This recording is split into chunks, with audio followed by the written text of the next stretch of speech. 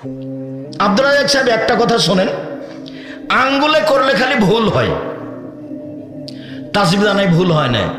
জীবনে যদি একদিনও ঠিক না হয় তবু নেকি হবে, কেন এটাই পদ্ধতি। তাহলে আঙ্গুল কথা বলবে তাসবিহ গণার কারণে, 2 কালো পাথর কথা বলবে হজ টাকা ঠিক হওয়ার কারণে, 3 শ্যাম কথা বলবে রোজা আপনার পক্ষে, 4 কোরআন মাজিদ আপনার পক্ষে কথা বলবে। বিচারের মাঠ খুব কঠিন, ওই সময়তে যদি আপনার পক্ষে কিছু কথা বলে তাহলে তো বিশাল কিছু হলো। আপনার পক্ষে কথা বলবে, শ্যাম ভিন্ন ধরনের ইবাদত।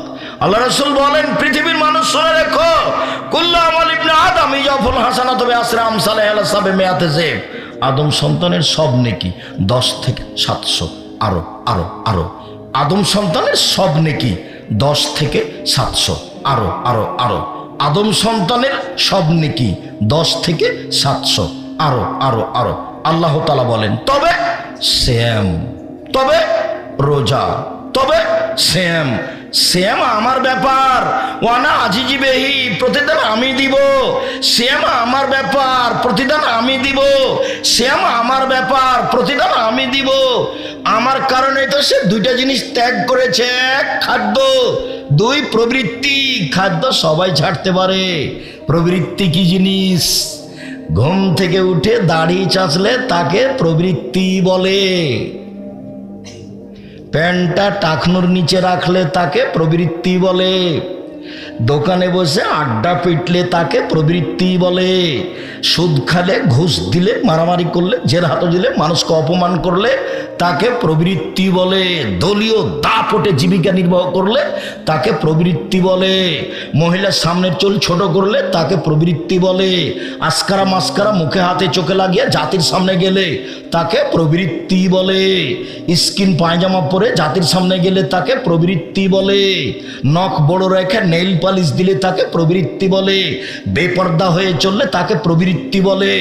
ওরা রোজা থাকে, ওরা শ্যাম থাকে না। এই ছেলে, শ্যাম মানে কি বলো? বিরত থাকা। আর রোজা মানে উপবাস থাকা।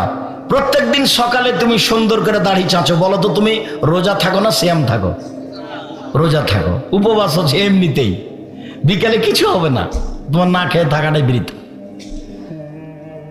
একবারে সুন্দর করে টিভি চালু করেছে, রাত 12টা পর্যন্ত চলছে, চ্যাংড়া পিলে বসে আছে, চা খাচ্ছে, আড্ডা পিটছে, তুমিও মনে করছে মাঝে মধ্যে চা খাচ্ছে, আমার টাকা ইনকাম হচ্ছে। একদিন দেখবে দোকানটাই নাই। এলো হলো প্রবৃত্তি। সম্মানিত দিনী ভাই বোন, কথা কাছিয়ে নি, লম্বা করে বলতে চেয়েছিলাম, অন্যদিকে কথা বলতে সময় চলে গেছে, সাথে সাথে অনেক 1-1.5 ঘন্টা দেরিতে এসেছি এটাও।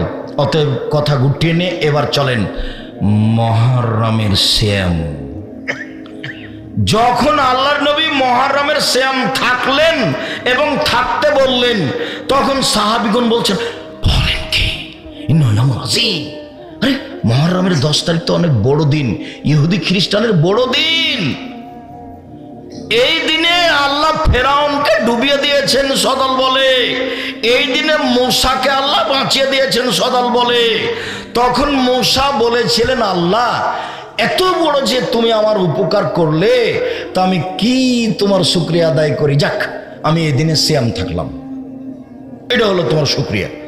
তো আমাদের নবী বলছেন, ও মদিনার ইহুদিরা, তোমরা মুহররমের 10 তারিখে শ্যাম থাকো কেন? তখন ইহুদিরা বলল, এটা আমাদের বড় দিন, এই দিনে আল্লাহ মূসাকে বাঁচিয়ে দিয়েছেন সদল বলে, ফেরাউনকে ডুবিয়ে দিয়েছেন সদল বলে। মূসা শুকরিয়া আদায় করতে শ্যাম থেকেছিলেন। আমাদের নবী বলছেন, আমি মূসার চেয়ে বেশি হক রাখি, এই দিন শুকরিয়া আদায় করার জন্য আমিও থাকলাম। যেমন বললেন আমিও থাকলাম, তখন সাহাবীগণ বলছেন, বলেন কি আপনি? এই দিন তো ইহুদিদের বড় দিন, এই দিনে তো শ্যাম থাকা যাবে না, ওদের এটা বড় দিন, আপনি বলছেন ওদের বিরোধিতা করতে হবে। তখন আল্লাহ রাসূল বলছেন, শোনো আমার সাহাবীরা, লাইন বাকাইতু সানাতাল কাবেলা লা সুমান্না তাসিয়া, সামনে বছর বেঁচে থাকলে 9 তারিখও শ্যাম থাকবো। মুহররমের 9 তারিখ হবে বিরোধিতা, আর 10 তারিখ হবে শুকরিয়া। মনে থাকবে না? মুহররমের কয়টা শ্যাম হলো? 2টা। একটা বিরোধিতা, আর একটা শুকরিয়া। মুহররমের সিয়াম থাকবেন 2 দিন, বিগত 1 বছরের পাপ ক্ষমা হবে। আল্লাহ নবী বলেন সিয়ামে আরাফা, কেউ যদি আরাফার 1 দিন সিয়াম থাকে তাহলে আগে পরে 2 বছরের পাপ ক্ষমা হবে। রাসূল সাল্লাল্লাহু আলাইহি ওয়াসাল্লাম বললেন কেউ যদি রমজানের সিয়াম থাকে তারপরে প্রত্যেক মাসে 3 দিন 13, 14, 15, মহিলাদের ঋতুর হাইজের কারণে চাঁদের 13, 14, 15 না হয়ে পরে হয়ে যেতে পারে, তখন 20, 21, 22, 23, 25, 26 হলে কোনো সমস্যা নেই। 3 দিন 3 দিন সিয়াম থাকলে সারা বছর সিয়াম পালনের নেকি হবে। রাসূল সাল্লাল্লাহু আলাইহি ওয়াসাল্লাম বললেন মান সামা রমাজানা সুমাতবাহু সিত্তান মিন শাওয়াল কানা কা সিয়ামি দাহরি কুল্লিহি, কেউ যদি শাওয়ালের 6টা সিয়াম থাকে আর রমজানের থাকে তাহলে সে সারা বছর সিয়াম পালনের নেকি পেল। 6টা আর রমজান, 6টা আর রমজান, 6টা আর রমজান, সারা বছর সিয়াম পালন। তাহলে 1 প্রতি মাসে 3 দিন আর রমজান, সারা বছর সিয়াম পালন। 2 শাওয়ালে 6টা আর রমজান, তাহলে সারা বছর সিয়াম পালন। একটু উপস্থিত বৈঠকের দিনই মুসলিম বোন কথা বলছেন কেন? মুখখান বন্ধ রাখেন। আগে হায়েজের ছুটে যাওয়া সিয়াম পালন করতে হবে শাওয়াল মাসে, কথা ঠিক নয়। হায়েজের রমজানে যে সিয়াম ছুটে গেছে ওটা মরা পর্যন্ত সময়, যেদিন পারবেন সেদিন করবেন। এই ছেলে ওরা যে কথা বলে আমি শুনতে পাই তুমি শুনতে পাও না, এই পাড়ার ছেলেরা কোথায়? পাহারা দাও, এখানে পাহারা দাও, মসজিদে পাহারা, ওখানে পাহারা দাও। এসব যুবক যারা সামনে দিয়ে হেঁটে চলে যায় তাদের তো একটা লজ্জা থাকা দরকার। তুমি নিজেকে পশু প্রাণী মনে করো কেন? আমি এখানে কথা বলি, তুমি এভাবে লজ্জাহীনভাবে হাঁটো কি করে? তুমি কি নিজেকে গরু ছাগল মনে করছো? আমি তো এটা মনে করিনি। তুমি কি নিজেকে পশু প্রাণী মনে করছো? আমি তো মনে করিনি তোমাকে পশু প্রাণী মনে করিনি। আমি আল্লাহর নবীর কথা বলছি, তোমার বুদ্ধি হয়েছে, তাহলে তুমি মানুষ। আমি তোমাকে গরু ছাগল মনে করিনি। তুই নিজেকে গরু ছাগল মনে করছো কেন? তুমি নিজেকে পশু প্রাণী মনে করছো কেন? বুঝে না ওরা, অন্তর আছে বুঝে না, বোঝা দরকার।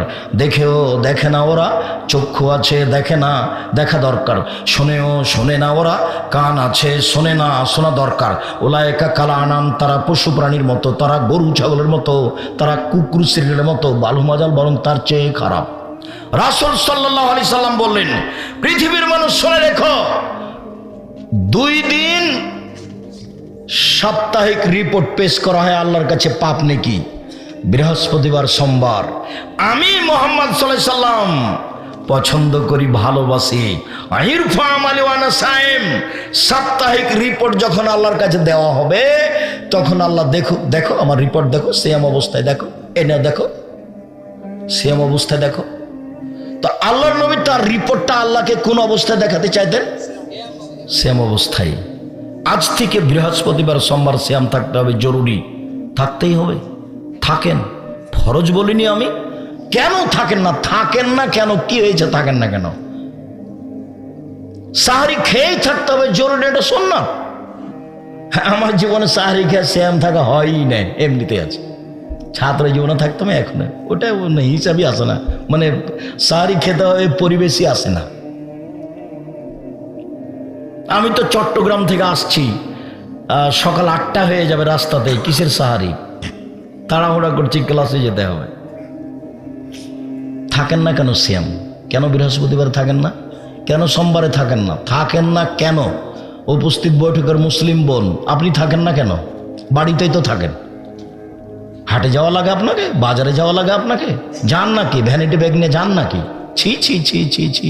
স্বামী মরে গেছে, দেবর মরে গেছে, ভাসুর মরেছে, ভাইয়ের ছেলেরা মরেছে, বোনের ছেলেরা মরেছে, সবই মরে গেছে, আপনি একাই আছেন। আপনি কেন ভ্যানিটি ব্যাগ করে হাতে করে বাজারে যান? আপনার শরম হয় না কেন? কেন যাবেন কেন? কই আমরা তো যাই না, আমরা তো বেঁচে আছি। আমাদের বাড়িতে তো বাজারে যাওয়া কথাটা স্বপ্নেও দেখে না, আমরা পুরুষ মানুষই যায় না। আমি এখন পর্যন্ত কোনোদিন চায়ের স্টলে বসিনি। ভিতরে চায়ের স্টল আছে, জামিয়া সালাফিয়া বিশাল প্রতিষ্ঠান, শিরক মুক্ত প্রতিষ্ঠান জামিয়া সালাফিয়া, বিদআত মুক্ত প্রতিষ্ঠান জামিয়া সালাফিয়া, হিংসা মুক্ত প্রতিষ্ঠান জামিয়া সালাফিয়া, দল মুক্ত প্রতিষ্ঠান জামিয়া সালাফিয়া, সংগঠন মুক্ত প্রতিষ্ঠান জামিয়া সালাফিয়া, দেশের সর্ববৃহৎ প্রতিষ্ঠান জামিয়া সালাফিয়া। শিক্ষক মানে শিক্ষক সংখ্যায়, শিক্ষক গুণে, আয়াতনে। যেটা রাজশাহীতে আছে ডাঙ্গিপাড়া, সেটা প্রায় 40 বিঘা জমির উপরে। যেটা মেয়েদের তানোরে রেডি হচ্ছে, এটা প্রায় ৭৭ বিঘা জমির উপরে। যেটা আপনার রূপগঞ্জ, নারায়ণগঞ্জ, ঢাকা, কাঞ্চন ব্রিজ 21 নম্বর সেক্টরের সাথে লাগা, এটা প্রায় 100 বিঘা জমির উপরে। যেটা দিনাজপুরে, সেটা প্রায় 20 বিঘা জমির উপরে। 8-10 বিঘা জমি আছে ফেনীতে, 8-10 বিঘা জমি আছে কুষ্টিয়ায়, 8-10 বিঘা জমি আছে ময়মনসিংহে। এরকম বহু জেলায় জমি আছে, চট্টগ্রাম শহরে আছে, যেগুলোতে জামিয়া সালাফে গড়ে উঠবে। এখন জামিয়া সালাফে প্রায় আপনার 5000-এর বেশি ছেলে মেয়ে আছে, 300 জনের বেশি শিক্ষক শিক্ষিকা আছে। প্রায় বেতন লাগে এখন প্রতি মাসে 40 লক্ষ প্রায়। কিভাবে চলে সেটা আমি নিজেও জানি না। তবে জামিয়া সালাফে বৈদেশিক সংস্থা দিয়ে চলে না, কোনো দেশের বিত্তশালী দিয়ে চলে না, দেশের সরকারি অনুদানে চলে না। জামিয়া সালাফের শিক্ষক বাইরে আদায় করতে যেতে পাবে না, রসিদ বই বাইরে ব্যবহার হয় না। কিভাবে চলে? আপনি আমি 5 টাকা, 10 টাকা, 5000, 50,000 টাকা দিয়ে এভাবেই চলছে তো, এবং খুব ভালো অবস্থায় চলছে। জামিয়া সালাফে আপনি স্বাভাবিকভাবে ঢুকতে পাবেন না, পাহারাদার আছে, রিসিপশন আছে, পূর্ণ পরিচয় ছাড়া আপনাকে চলে যেতে হবে, ঢুকতেই পাবেন না।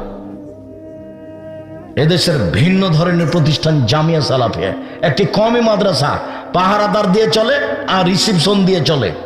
আবার মেয়েদের এখানে রিসেপশন আছে, পাহারাদার পুরুষ আছে বাইরে, ভিতরে মহিলা পাহারাদার আছে, আবার রিসিপশন আছে, তার নাম জামিয়া সালাফিয়া।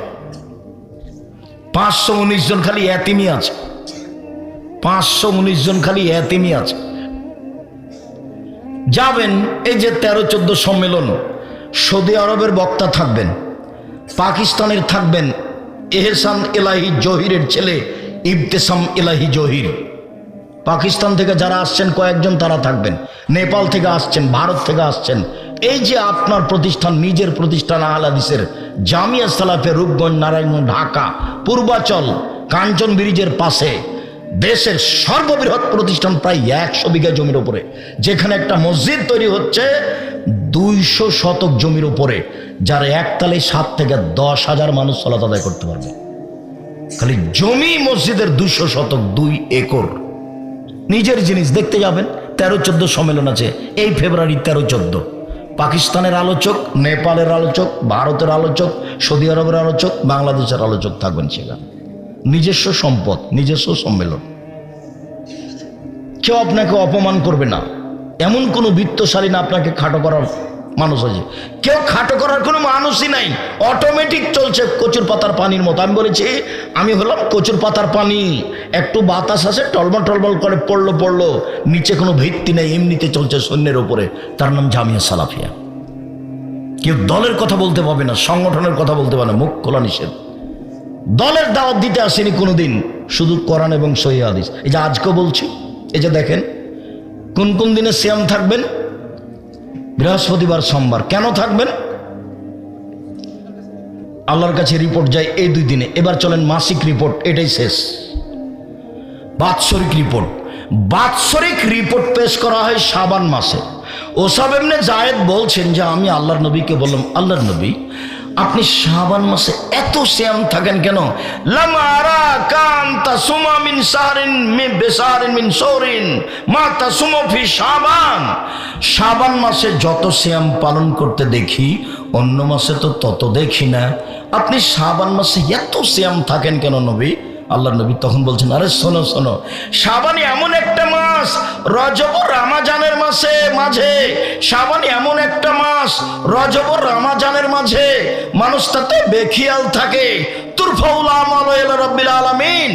বাৎসরিক রিপোর্ট এই মাসে পেশ করা হয়, মানুষ বুঝে না।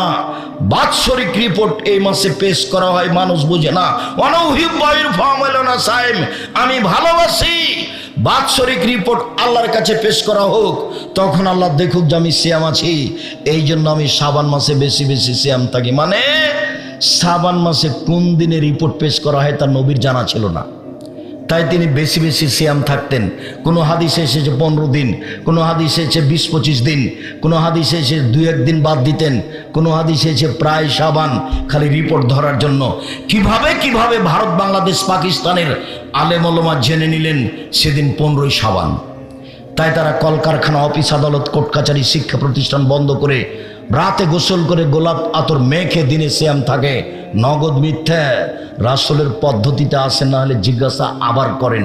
সাহাবী জিজ্ঞাসা করছেন, আল্লাহর নবী আপনি এত বেশি সিয়াম থাকেন কেন শাবান মাসে, বলেন তো একটু।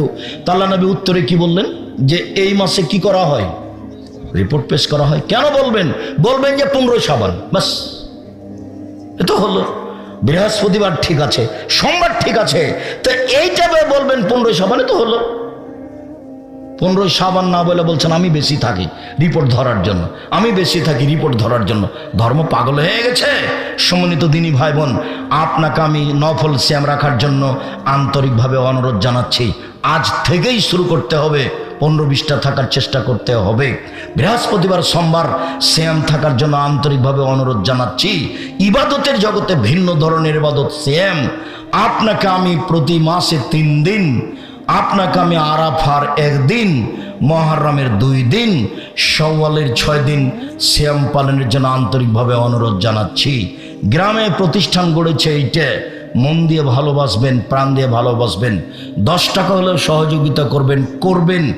হিংসা করে কোনো লাভ নেই। হিংসাতে যদি মানুষের ক্ষতি হতো না, তাহলে আমি ডুবে হারিয়ে যেতাম। আপনি দেখতে পাচ্ছেন না নেটে কিভাবে বলে, আমি তো মোবাইল চালাতে পারি না, মোবাইলে যে রিং হয় আমি খালি অন করতে পারি। আপনি যখন বলেন যে আব্দুর রাজ্জাক সাহেব আমার নামটা একটু সেভ করে রাখেন, তো আমি শুনে থেকে যে আমি তো সেভ করতে পারি না, আমি শুধু অন করতে পারি। কাজে আপনি যে কত গালি দেন আমি দেখতে পাই না, আমি দেখিও না, আমি জিজ্ঞাসা করি না আপনি কত গালি দেন। ওই পাতায় পড়ি না, ওই পাতায় ছিঁড়ে দিয়েছি, প্রতিশোধ নেই, ওই পাতা ছিঁড়ে দিয়েছি। যে যা পারে করে নেই, অভিযোগ নেই, মাপ, শুধু মাপ। পাল্টা বলে আল্লাহ অন্যায় করেছে, তুমি তাকে মাফ করে দাও। ও আমাকে গালি দিয়েছে, তুমি তাকে মাফ করে দাও। মানুষের উপর কোনো অভিযোগ রেখে এক সন্ধ্যা বাঁচতে রাজি নই। যখন ঘুমিয়ে যাই তখন বলি, আল্লাহ যে যা করেছে সব মাফ করে ঘুমিয়ে গেলাম, তুমি আমাকে মাফ করে দাও, জান্নাতে দিও, জাহান্নামে দিও না। এসব কাজ করছি এতে যেন আমার কোনো নিজস্ব ক্ষতি না হয়, তোমাকে সন্তুষ্ট করার জন্য করছি। জামিয়া সালাফে তুমি কবুল করো, এতে তোমাকে মানুষ চিনবে, এতে তোমাকে মানুষ জানবে, এতে তোমাকে মানুষ বুঝবে, মানুষ শিরক মুক্ত হবে। জাতিকে কোনোদিন দলের দাওয়াত দিইনি, জাতিকে দাওয়াত দিয়েছি তোমার এবং তোমার নবী মুহাম্মদ সাল্লাল্লাহু আলাইহি ওয়াসাল্লামের, অন্য কিছু ভিতরে নিয়ে আসেনি, তুমি কবুল করো। সম্মানিত দিনী ভাই বোন, সকল দিনী ভাই বোনকে জোরালোভাবে দাবি রেখে, পরিবারের উপরে খুব শক্ত হওয়ার অনুরোধ রেখে, আমার দিনী বোনকে একবারে খালি ফিরি, স্বামীর উপরে কোনো অভিযোগ নাই, গালি দিলে দিল, মুখখান খারাপ, কি করবেন, ধৈর্যের পরিচয় দিয়ে সংসার করার অনুরোধ জানিয়ে শরীয়তের পরিভাষায় ফজরের আজান থেকে নিয়ে সূর্য ডোবা পর্যন্ত খাওয়া পান করা, স্ত্রী মিলন, যাবতীয় অপছন্দ কথা ও কর্ম থেকে বিরত থাকার নাম সিয়াম। পক্ষান্তরে রোজা মানে উপবাস থাকা, না খেয়ে থাকা। রোজা শব্দ বললে সিয়াম শব্দের অর্থ বের হয়ে আসে না। নামগুলি আল্লাহর দেওয়া, সালাত, সিয়াম, হজ, যাকাত, এগুলো আল্লাহর দেওয়া নাম, এগুলো আল্লাহর নবীর দেওয়া নাম। কিভাবে এগুলো ইরানে, ভারত, বাংলাদেশ, পাকিস্তানে পরিবর্তন হয়ে গেছে।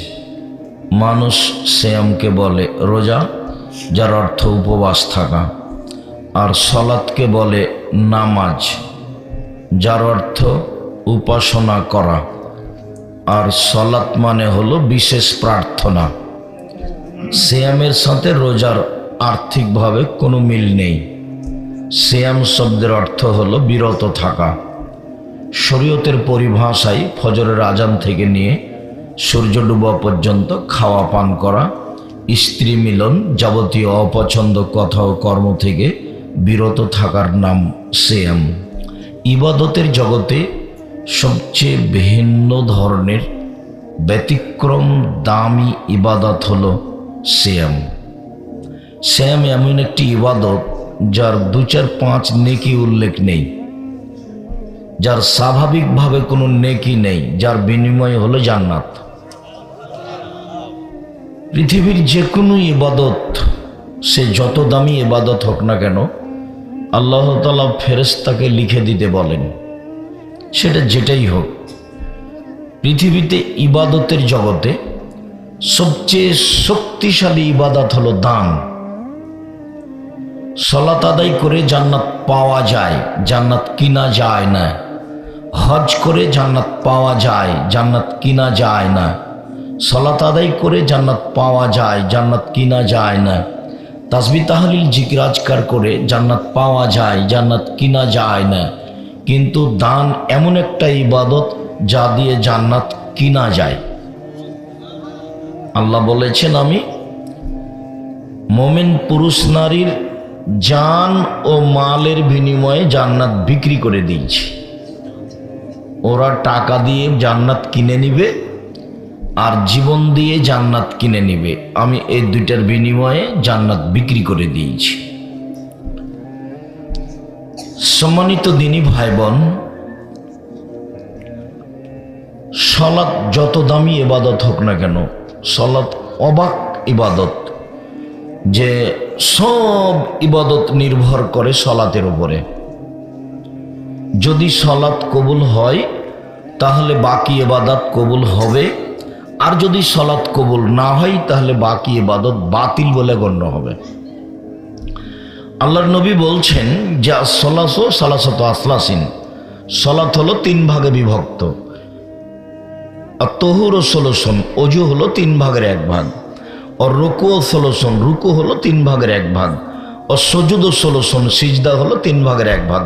ফমান আদাহা বিহাক্কিহা কবিলাত সালাতুহু কবিলা সাইর আমালিহি, যে এইগুলি ঠিক ঠিক আদায় করবে তার সালাত কবুল করা হবে এবং সব ইবাদত কবুল করা হবে। ওয়াইন রুদ্দাত আলাইহি সালাতুহু, যদি সালাত তার উপরে প্রত্যাখ্যান করা হয়, তার যদি সালাত না থাকে, সালাত যদি বাতিল হয়, তো রুদ্দা আলাইহি সাইর আমালিহি, তাহলে সব আমল বাতিল হবে। সালাত এমন একটি ইবাদত, নামাজ এমন একটি ইবাদত যার উপরে নির্ভর করে অন্যান্য ইবাদত। আরো অবাক যে সব ইবাদতে ছাড় আছে। ছাড়, সমস্যা মানে, সমস্যা বুঝে। সব ইবাদতে কিছু না কিছু ছাড় আছে, ফরজ তার উপরেও। কেমন ছাড়? হজ ফরজ হয়েছে তো এবছর করেন, করতে পারলেন না সামনে বছর করেন, এই যে ছাড়, অথচ ফরজ বিধান। সিয়াম, যেটা বলবো নফল, রমজান মাসের ফরজ সিয়াম করেন, আমি অসুস্থ তো পরে করেন, এ দেখেন ছাড় আছে। যাকাত দেন, এখন 2 মাস আগে দিয়ে দেন, 20 দিন 1 মাস পরে দেন, দেন, কোনো সমস্যা নেই, এই যে ছাড় আছে। কিন্তু সালাত এমন একটা ইবাদত, ছাড় বলে কোনো জিনিস নাই। একেবারেই ব্যতিক্রম, অবাক ইবাদত। অজু করে সালাত আদায় করতে হয় তো পানি নেই, তায়াম্মুম করে করেন, বলে মাটি নেই তো এমনিতেই করেন। দাঁড়িয়ে সালাত আদায় করতে হয় তো দাঁড়িয়ে থাকতে পারি না তো বসে থেকে করেন, বলে বসে থাকতে পারি না তো শুয়ে থেকে করেন। কেবলার দিকে মুখ করে সালাত আদায় করতে হয়, কেবলা বোঝা যায় না তো এমনিতেই পড়েন। পরিষ্কার কাপড় পরে সালাত আদায় করতে হয় তো পরিষ্কার কাপড় নেই, যে কাপড়ে পেশাব পায়খানা লেগে আছে সেটা পরেই পড়েন, বলে ওটাও নাই, কারণ বশত উলঙ্গ অবস্থা আছে, তো উলঙ্গ অবস্থাতেই সালাত আদায় করতে হবে। একেবারেই ব্যতিক্রম, বিরল, ভিন্ন ধরনের ইবাদত। ছাড় বলে কোনো জিনিস নাই। আপনি গাড়িতে উঠে আছেন, ঠেলে ঠেল মানে না, শিকল ধরে আছেন, সময় পার হয়ে যাচ্ছে, এইভাবেই সালাত আদায় করতে হবে। আরো অবাক যে ইবাদত ছেড়ে দিলে, অলসতা করে ছেড়ে দিলে তাকে হত্যা করতে হবে, এরকম ইবাদত দুনিয়াতে নেই। সালাত ছাড়া কেউ যদি অলসতা করেও সালাত ছেড়ে দেয় তাহলে ইমাম আহমদ ইবনে হাম্বল বলেছেন তাকে হত্যা করতে হবে। আর আরবি বিদ্বানেরা এখন বলছেন কেউ যদি অলসতা করে সালাত ছেড়ে দেয়, স্বামী পড়ে স্ত্রী পড়ে না, স্ত্রী পড়ে স্বামী পড়ে না, তাহলে বিবাহ বাতিল হয়ে গেছে, বিবাহ কেটে গেছে, অবাক ইবাদত। আরো তারা বলছেন যে অলসতা করে কেউ যদি নামাজ না পড়ে মারা যায় তাহলে ওর জানাজা হবে না, আর কবর মুসলমানের কবরস্থানে হবে না, ওকে রেখে দিতে হবে শ্মশান ঘাটে, হিন্দুদের লাশ যেখানে ফেলে দেওয়া হয়।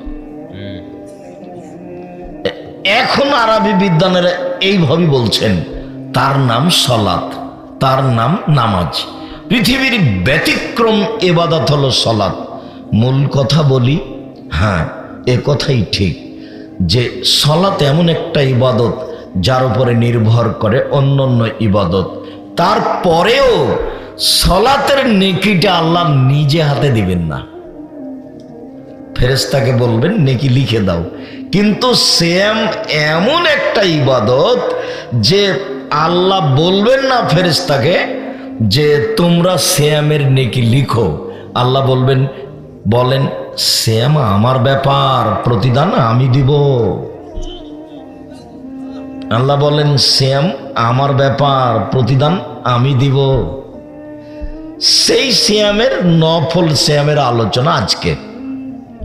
পুরুষ নারী আপনারা যেখানে যারা আছেন, অল্প সংখ্যকই মানুষ, তার উপরে দয়া করে ভদ্রতা বজায় রেখে কোনো প্রয়োজন আমাকে না দেখিয়ে কিছুক্ষণ সময় কথা শোনেন, আপনার কিছু না কিছু উপকার করবো ইনশাআল্লাহ। অনেকদিন পরে এসেছি, এ কথাই ঠিক। ভালোবাসাতে কোনো ঘাটতি নাই, এ কথাও ঠিক। ব্যস্ততার কারণে আপনার সাথ দিতে পারি না, এটাই ঠিক। সম্মানিত দিনী ভাই বোন, ইবাদতের জগতে ভিন্ন ধরনের ব্যতিক্রম ইবাদত সিয়াম, যার ফলাফল আল্লাহ নিজে হাতে দেন। আমরা জানি যে আল্লাহর নবী বলেছেন এক ফোঁটা চোখের পানি আল্লাহর ভয়ে আল্লাহর কাছে যত প্রিয়, ইবাদতের জগতে কোনো ইবাদত আল্লাহর কাছে তত প্রিয় নয়। তাতে তিনি বলেন যে গাভীর বান ওলান থেকে চাপ দিয়ে দুধ বের করে ভিতরে ঢোকানো যায় না, যেমন আল্লাহর ভয়ে কাঁদে যে সে জাহান্নামে যাবে না, তেমন গাভীর বাট ওলানে চাপ দিয়ে দুধ বের করে ভিতরে ঢোকানো যায় না, যেমন এটা যেমন অসম্ভব, আল্লাহর ভয়ে কাঁদে যে এই কাজটা আল্লাহর কাছে এত প্রিয় যে পৃথিবীর কোনো কাজ তত প্রিয় নয়, অতএব তার জাহান্নামে যাওয়া তেমনি অসম্ভব। এরপরেও নেকিটা আল্লাহ নিজে হাতে দিবেন না, ফেরেশতাকে বলবেন লিখে দাও। ইবাদতের জগতে সবচেয়ে পছন্দনীয় ইবাদত আল্লাহর কাছে চাওয়া। আল্লাহ আমাকে একটা সুসন্তান দাও, এই কথাটা। আল্লাহ আমাকে ঢাকাতে একটা জমির ব্যবস্থা করে দাও, এই কথাটা। আল্লাহ তুমি আমার ছেলে মেয়েকে ভালো শিক্ষিত করে দাও, এই কথাটা। আল্লাহ তুমি আমাকে একটু নিরাপদে রাখো, আমি যেন 5 ওয়াক্ত সালাত আদায় করতে পারি, এই কথাটা। যাবতীয় প্রয়োজনীয় কথা যখন আপনি আল্লাহকে বলবেন, এই কাজটা আল্লাহর কাছে যত পছন্দ, কোনো ইবাদত আল্লাহর কাছে তত পছন্দ নয়। এরপরেও এই পছন্দনীয় ইবাদতের নেকিটা আল্লাহ নিজে হাতে দিবেন না, ফেরেশতাকে বলবেন ও আমার কাছে চেয়েছে, এটা তুমি লিখে দাও। চাওয়া কাজটা কিন্তু আল্লাহর কাছে খুব বেশি প্রিয়। মানুষের স্বভাব আর আল্লাহর গতিবিধি দুইটা মুখামুখি, বিপরীত। কালকে একটা মানুষকে গিয়ে বলছেন, ধনী মানুষ, ভাইজান আমি খুব বিপদে পড়েছি, আমার ছেলের হাত ভেঙে গেছে, তো 10,000 টাকা কর্জ দেন। ভাইজান আপনি তো সবাইকে দিয়ে থাকেন। তো বলবেন সেই তো আমার তো এখন হাতে টাকা পয়সা নেই, কি করি? আচ্ছা বিকালে আসো দেখি। তাহলে ঠিক আছে 5,000 নিয়ে যাও, দিয়ে কাজটা করো। পরের দিনই গেছেন আবার, যে আমার ভাইগনার হাত ভেঙে গেছে, ভাইজান টাকা দিতে হয়, যে তোর জন্য টাকশাল বানালছি নাকি রে। মানে দ্বিতীয় তৃতীয় দিনই মানুষ কি হয়ে যাবে, বিরক্ত হয়ে যাবে। আর ওখানে যত বলবেন তত খুশি, যত বলবেন তত খুশি, যত বলবেন তত খুশি। বলে কে? মানুষের তো স্বভাব নষ্ট হয়ে গেছে, মানুষের স্বভাবই খারাপ হয়ে গেছে, মানুষের খাসলাত, মানুষের চালচলন খারাপ হয়ে গেছে। মানুষ টিভি নিয়ে বসে থাকে ঘন্টার ঘন্টা, ল্যাংটা মেয়ে দেখে চক্ষু ঠান্ডা করে, কলিজা ঠান্ডা করে, জানটা সহৎ করে। টিভিতে বড় মোবাইল দেখে, বড় মোবাইলে মেয়েদেরকে দেখে চক্ষু ঠান্ডা করে, কলিজা ঠান্ডা করে, জানকে সহৎ করে, তাহাজ্জুদও পড়ে, ধর্ম পাগল হয়ে গেছে, এতে জান্নাত পাবেও। সারা রাত বসে আছে, রাত 2টা 3টায় ঘুমাচ্ছে, তো এই কি আর আল্লাহকে ডাকতে পারবে? আল্লাহর নবীর কথাটা মেনে চলতে হবে। একরাহুল কালাম আবাদ আলী শাহে ও একরাহুল নামা কাবাল আলী শাহে। মুহাম্মদ সাল্লাল্লাহু আলাইহি সাল্লাম ঘোষণা দিয়েছেন, পৃথিবীর মানুষ মনে রেখো, এশার সালাতের পরে কথা বলা ঘৃণিত কাজ। পৃথিবীর মানুষ শুনে রেখো, এশার সালাতের পূর্বে ঘুমিয়ে যাওয়া ঘৃণিত কাজ। বা আপনি বাড়ির মালিক, আপনি বাপ, আপনার বাড়িতে কারফিউ জারি থাকবে। প্রেসিডেন্ট আইয়ুবের মতো মাশাআল্লাহ জালি আছে বাড়িতে, কি রাত 10টায় ঘুমিয়ে যেতে হবে বাধ্য। পড়াশোনা ব্যতীত রাত 10টার পরে কোনো ছেলে মেয়ে এই বাড়িতে জেগে থাকতে পাবে না, ঘুমাতেই হবে বাধ্য। বাস 10টায় ঘুমিয়ে গেছে, 3টায় উঠেছে, এই যে কয় ঘন্টা ঘুমালো? 5 ঘন্টা। এখন উঠে সুন্দর করে উজু করে 2 রাকাত সালাত আদায় করে আল্লাহকে বলেন, উনি প্রথম আকাশ থেকে 7ম আকাশ থেকে প্রথম আকাশে নেমে এসেছে, আপনার জন্যই নেমে এসেছেন। তা আপনি তো রাত 2টা 3টায় ঘুমালেন ল্যাংটা মেয়ে দেখে দেখে চক্ষু ঠান্ডা করে, আপনি আল্লাহকে কি বলবেন? আপনার চরিত্র শয়তান, আপনার স্বভাব খারাপ, আপনার অভ্যাস খারাপ, আপনার খাসলত খারাপ।